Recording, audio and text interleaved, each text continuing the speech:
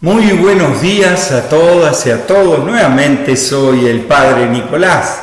Desde aquí, desde Jutiapa, Guatemala, en este lunes 31 de agosto, se nos fue el mes. Y entonces en este día comenzamos con otro evangelio que vamos a leer por un tiempo, con el evangelio de Lucas. Pero vamos a empezar en este capítulo 4. Vamos a ver por qué. Pero nos dice así. Jesús fue a Nazaret, donde se había criado, y según su costumbre, entró un sábado en la sinagoga y se puso en pie para hacer la lectura. Le entregaron el libro del profeta Isaías. Lo abrió y encontró el texto que dice: El Espíritu del Señor está sobre mí, porque Él me ha ungido para que dé la buena noticia a los pobres. Me ha enviado a anunciar la libertad a los cautivos y la vista a los ciegos, para poner en libertad a los oprimidos, para proclamar el año de gracia del Señor. Lo cerró, se lo entregó al ayudante y se sentó. Toda la sinagoga tenía los ojos fijos en él. Él empezó diciéndoles: Hoy, en presencia de ustedes, se ha cumplido este pasaje de la Escritura. Todos lo aprobaban y estaban admirados por aquellas palabras de gracia que salían de su boca y decían: ¿pero no es este el hijo de José? Él les contestó: seguro que me dirán aquel refrán médico, sánate a ti mismo. Lo que hemos oído que sucedió en Cafarnaúm, hazlo aquí en tu ciudad. Y añadió: les aseguro que ningún profeta es aceptado en su patria. Ciertamente, les digo que había muchas viudas en Israel en tiempo de Elías, cuando el cielo estuvo cerrado 3 años y medio y hubo una gran carestía en todo el país. A ninguna de ellas fue enviado Elías, sino a una viuda de Sarepta en Sidonia. Muchos leprosos había en Israel en tiempos del profeta Eliseo, pero ninguno fue sanado, sino Naamán el sirio. Al oírlo, todos en la sinagoga se indignaron y levantándose lo sacaron afuera de la ciudad y lo llevaron a un barranco del monte donde estaba edificada la ciudad, con intención de despeñarlo. Pero él, abriéndose paso entre ellos, se alejó. Esto es palabra de Dios. Te alabamos, Señor. Y entonces, ¿por qué empezamos por esta parte del Evangelio de Lucas? Porque en realidad este capítulo 4, y más precisamente este párrafo, es donde resume la misión de Jesús, que lo extrae del profeta Isaías. ¿Cuál es la misión de Jesús? ¿Cuál es el método de Jesús? O sea, ¿cuál va a ser el camino misionero de Jesús? Y acá lo dice clarito: el Espíritu del Señor está sobre mí, porque Él me ha ungido para que dé la buena noticia a los pobres, anunciar la libertad a los cautivos, la vista a los ciegos, poner en libertad a los oprimidos. O sea, el camino de Jesús es desde abajo, es desde los pobres. Y uno dice: ¿podría haber tomado otro camino Jesús? Sí, podría haberse hecho amigo, yo qué sé, de los poderosos. Por ejemplo, quiero dar un ejemplo, ¿no? La mujer de Pilato apoyaba a Jesús y no podría haber conseguido una entrevista con Pilato para que no lo condene.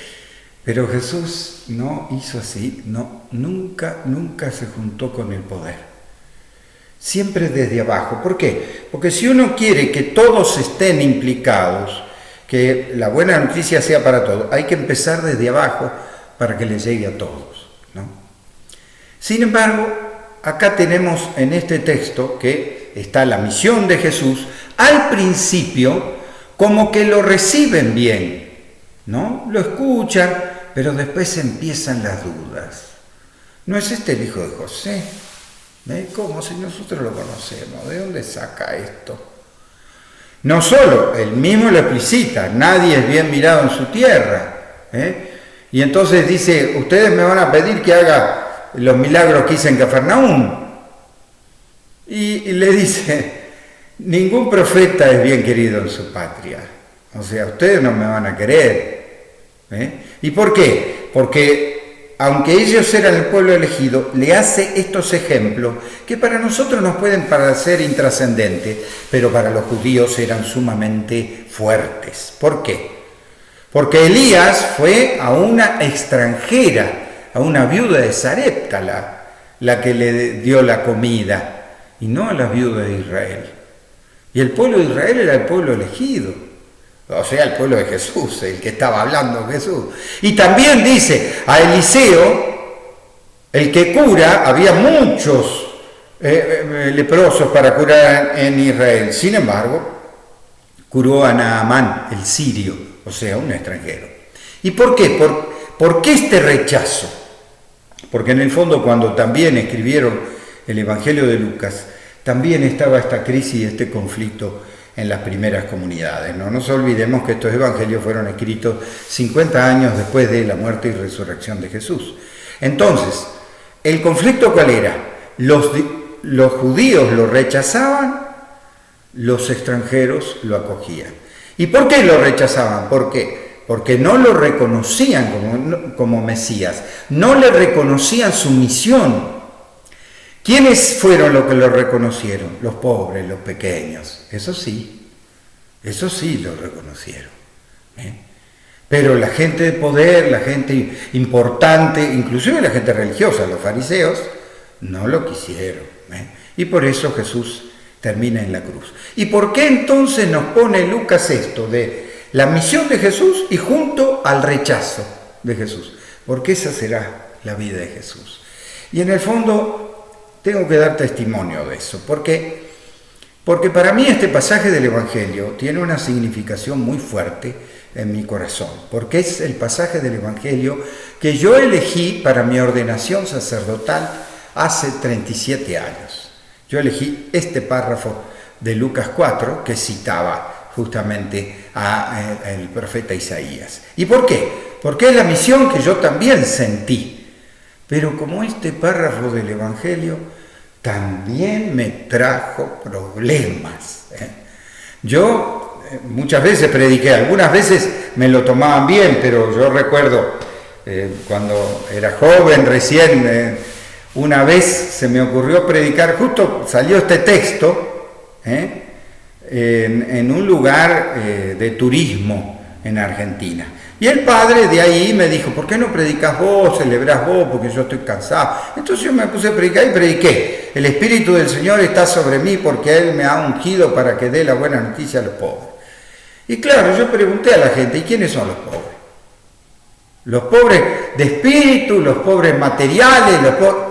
Y a ver, digo, no empecemos con divisiones y disquisiciones que no son reales. Los pobres son los pobres, los que no tienen, los ricos son los ricos, los que tienen. Resulta que por decir eso, enfrente a mí, era un turismo de alto nivel el que estaba frente a mí. Entonces el hecho de decir eso, armó un revuelo, que al otro día todo el mundo estaba hablando de ese tema. Claro, porque en esa época yo recuerdo que distinguían y decían que los pobres de espíritu eran los ricos y que los ricos eran pobres. Que entonces había que evangelizar a los ricos, porque los pobres eran ricos de espíritu. Y todo un enredo para dar vuelta a las cosas de Jesús. Acá Jesús empezó como método a trabajar con los pobres. Podría haber hecho desde el poder y no quiso Jesús. ¿Por qué? Porque el mismo Dios, al haber hecho nacer en el pesebre de Belén, en esa pobreza, mostró un camino de la pobreza y la sencillez. Insisto esto porque una y otra vez lo tengo que decir. Esto no es ideología. Esto no es partido político ni nada. Esto es Jesús. Jesús evangelizó desde los pobres. Y por eso tuvo el rechazo que tuvo. Insisto en esto porque yo también, ustedes saben que estuve muchos años con los indígenas. Y solamente el hecho de vivir con los indígenas, yo salía afuera y hablaba y lo comentaba, y ya me decían que era un subversivo, un guerrillero, un comunista. ¿Por qué? Porque quería a los pobres.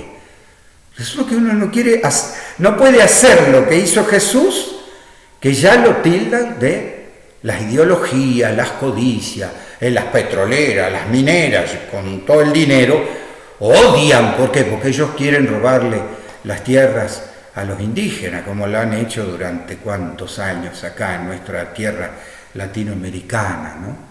Y entonces uno que quiere a los pobres es un subversivo, hay que mancharlo, o sea, la misma persecución de Jesús. Pero a nosotros nos tiene que quedar claro, el camino del reino de los cielos no es desde el poder, no es desde la riqueza, es desde lo sencillo, de amar a lo sencillo. La vida de todos los pobres, de los santos, nos muestra cómo quisieron a los pobres. Todos los santos, San Francisco, San Antonio, busquen cualquiera y van a ver que es el camino de Jesús el que buscaron y que por eso llegaron a la santidad. Vamos nosotros a optar también por ese camino, porque eso es una opción. Saber querer a los pobres, a los que sufren, a los discapacitados, a los que están solos, a los enfermos, porque por ahí va el camino de Jesús. Que Dios los bendiga, en el nombre del Padre, del Hijo y del Espíritu Santo. Amén.